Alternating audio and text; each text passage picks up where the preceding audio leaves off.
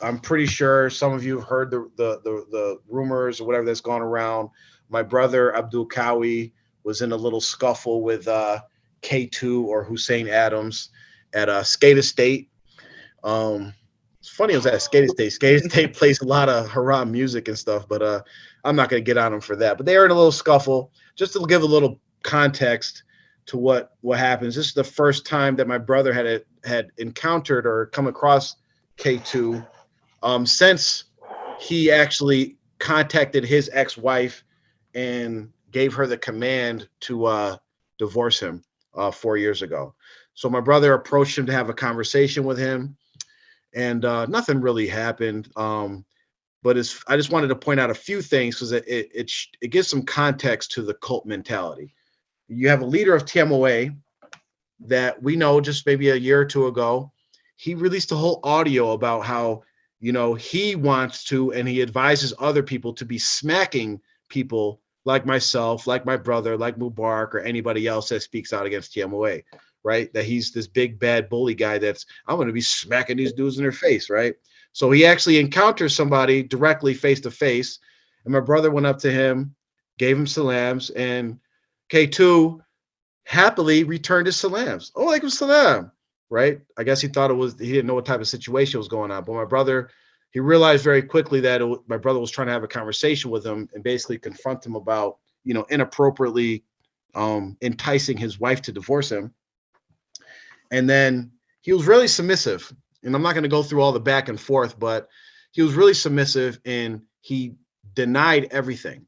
He denied he denied stuff that we already even have him on audio and have receipts from him saying. He denied that he ever declared my brother an enemy of the Jama'ah or any of Ahl Bayt. He denied that he ever texted or called or contacted his ex-wife. He was just denying everything, right? So, and really the reason why it escalated is because K2, he really thought he was still on the land because he was giving commands to my brother.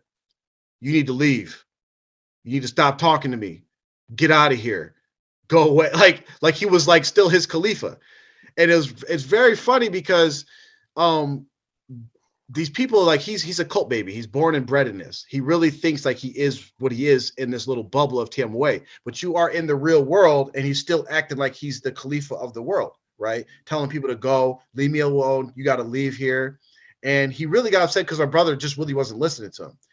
At one point, he actually, if anybody knows, it's a very famous incident where Matt Barnes gets a little scuffle with Kobe Bryant, and then Matt Barnes tries to throw the ball in Kobe's face, and Kobe doesn't even move. He actually flinched at my brother to try to like scare him, and my brother was like, "What are you doing?" And then there was actually like teenagers around, and they started busting out laughing at him because it was just so awkward, right? So long story short, they're going back and forth. My brother brought out his phone to kind of record him. I'm pretty sure he thought he was going to be put on R2F, so he smacked the phone out of my brother's hand.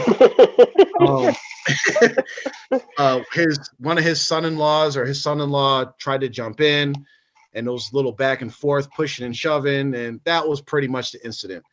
But it's not really newsworthy. But I just wanted to point out that these people, like it's cowardly to me.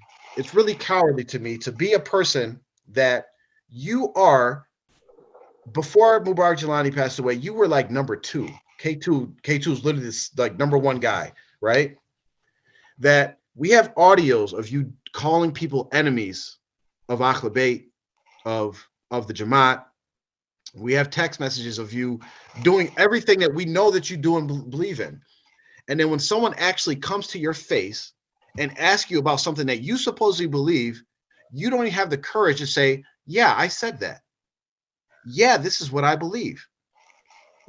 Why? It's either because you're a straight up coward or you know something's wrong with it, that you can't even get the cojones to say, yeah, I believe you're an enemy. Yeah, I told your wife to divorce you. Right? If you believe it's right, why wouldn't you stand behind it? Right? And it's just another example of this. It's just all this stuff is a bunch of malarkey. It's just bullcrap. Wake up. Wake up to the reality of what you guys are dealing with. Your leaders are not educated in Islam. And then I'll add this. I forgot to add this part.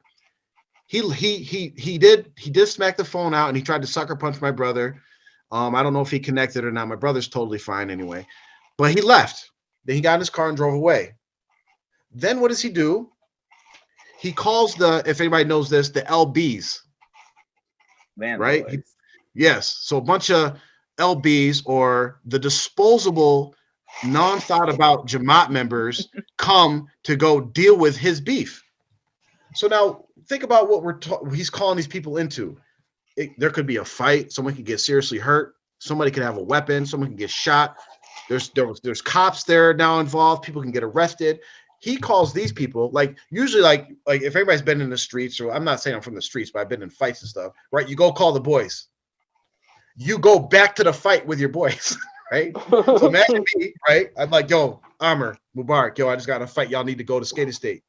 You're like, what do you mean go? Don't you mean come? No, y'all go. I'm gonna be at the house. I'm at the house chilling. Let me know if you're okay. Yeah, so it's like these. I just want a message to these guys, because I used to be friends with some of these guys that came there to do whatever they were doing.